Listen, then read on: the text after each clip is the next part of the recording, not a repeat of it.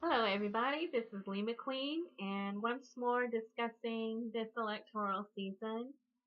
This time, moving away from the private email server and the delay in the deposition of Brian Pagliano, which was supposed to take place June 6th, the day before the last Super Tuesday, but that's been put off while the court gets more information about his ability to plead the fifth.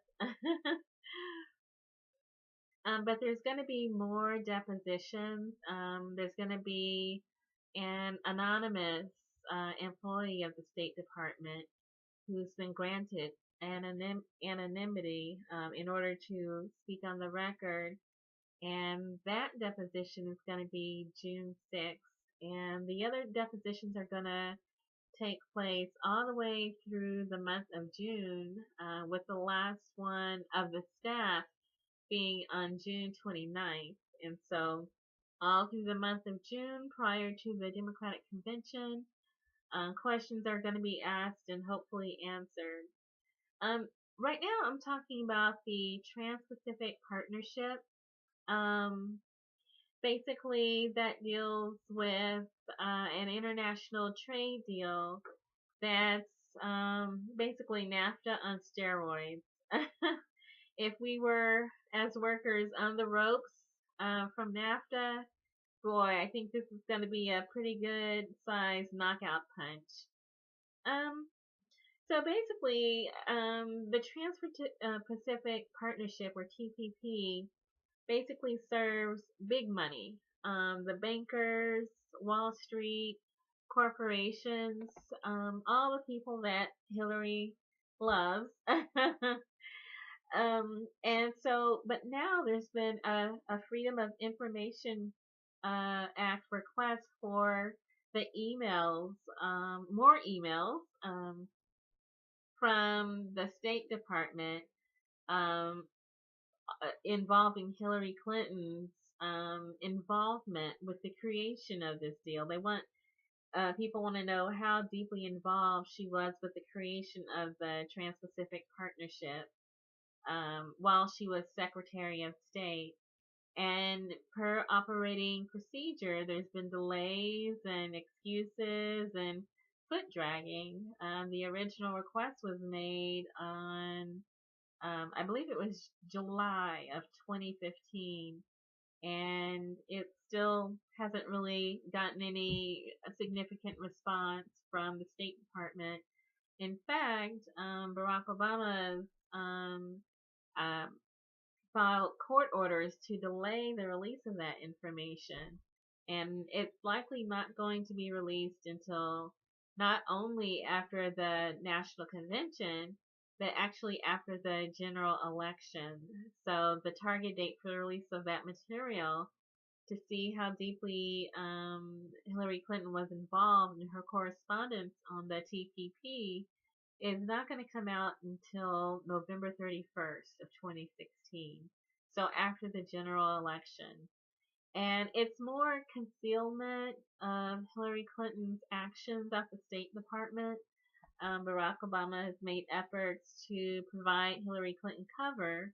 And so a lot of questions that have been ongoing regarding her performance at state has been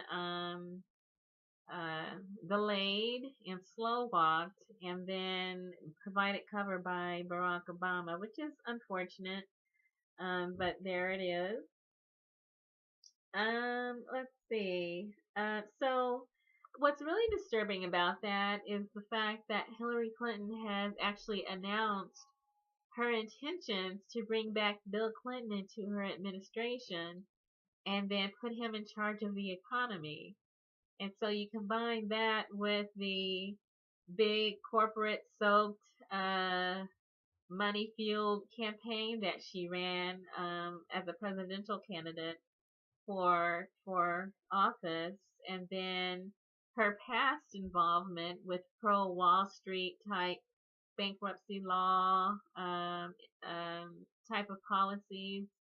The fact that she actually was a champion of NAFTA the famous NAFTA that created that giant sucking sound of our jobs being sucked away into other countries. And Ross Perot warned us about that, and they said, people said, well, we still want Bill Clinton, and then our jobs disappeared. And then Clinton said, I will fix this. And he said, welfare reform, yay! So there were no jobs, and then there was no safety net. And then welfare reform was, putting people supposedly back to work. But where? Since there were no jobs, or at least any that paid a living wage. So it was kind of a dicey situation that Bill Clinton put the working man and woman in. And Hillary Clinton was a champion of the NAFTA trade deal, and likely she is a champion of the Transpacific Partnership trade deal. So more of the same, or even worse, is headed our direction if she becomes the presidential nominee for the Democrat Party, and then also if she occupies the White House. She's basically saying it's going to be like it was before, and we're going to party like it's 1992. Well, me and Bill are going to party, and you all, the rest of you can serve our drinks once we party. So basically, it was Bill Clinton who did quite a lot to assist the Republican Congress. He cooperated with them in dismantling the FDR's, Franklin Delano Roosevelt's the New Deal. The New Deal where he put Americans back to work and created a social safety net that took care of people. So those who were able to worked, and then there were like AFDC assistance to families with dependent children that ensured that no one went hungry. Bill Clinton was very active in dismantling all of that, and Hillary Clinton was his chief lobbyist and enforcer during the early 90s to get all that accomplished. And so now with the Trans-Pacific Partnership, more of the same or even worse. And so Bill Clinton just, after NAFTA and welfare reform, kind of really was a 1-2 sucker punch to the lower class, the blue collar workers, the poor. He said, well, don't worry about that. These big corporations, they'll make jobs for you. Trickle down economics. And it didn't work then, and it's not working now. I mean, we had Barack Obama try that with the big bank bailout. Like, well, they're too big to fail, so we got to save these corporations and give them all this money. And, we're still waiting. Like, is it going to trickle down? And it's not trickling down, not really. Those homes that were lost by families with the mortgages, they're still empty. So, nah. But anyway, yeah, the 2008 mortgage crash pretty much finished off those who were still stumbling around from NAFTA and welfare reform. Yeah, Wall Street got bailed out, but the poor people, pull yourselves up by your bootstraps. Also, Bill Clinton was heavily involved with deregulation of Wall Street. And so we had a type of Russian roulette with the home mortgage loans. That came from Bill Clinton. And then we had the crash in 2008. And did the homeowners get bailed out? No, it was the banks that got bailed out.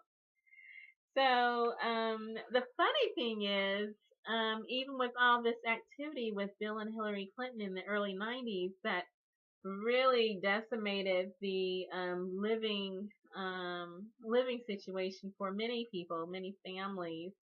Bill and Hillary Clinton have been pretty much rolling in the dough ever since. So the rich, Bill and Hillary Clinton, got richer to the tunes of millions, hundreds of millions. They got richer, while the poor. So anyway, we're curious about the Trans-Pacific Partnership. This latest fiasco that's headed our direction. Hillary Clinton said she no longer supported it, but do we believe her? Should we believe her? I don't know. Is she telling the truth, do you think? Maybe this time she is. I don't know. I think the signals are indicating that it's going to be a wild ride and a fun time in the summertime for Wall Street once again. I think that's what we're headed for.